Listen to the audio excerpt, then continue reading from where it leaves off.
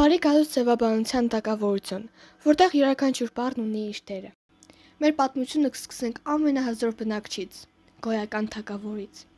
Գոյականը թագավոր է, կրում է իրերի անունների ոսկե թագը։ Նա իշխում է բոլոր մարդկանց, տներին, ծառերին։ Թագավորը միայն պատասխանում է ով կամ ինչ հարցերին։ Նա ունի երկու ձեռք՝ եզակին և հոգնակին։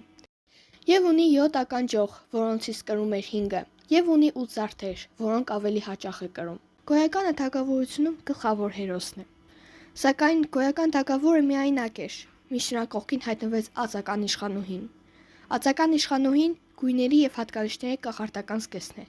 Նրա առաքելությունն է նկարագրել, զարդարել գոյական թագավորի ունեցվածքը։ Նա պատասխանում է ինչպիսի հարցին։ Հենց նա է, որ տունը դարձնում է մեծ, ծառը կանաչ, մարդուն բարի։ Իշխանուհին անչափ ճկուն է։ Նա չի փոխում իր ձևը, բայց կարող է լինել ուժեղ, ավելի ուժեղ կամ ամենաուժեղ։ Եվ իհարկե, թագավորությունն ունի կարգ ու կանոնի կարիք, որը ապահովում է թվականի պահակազորը։ Թվականը կրում է քանակի և հերթականության վահանը։ Նա միշտ հստակ է և չի սիրում շեղումներ։ Նա պատասխանում է ինչքան, որ երրորդ հարցերին։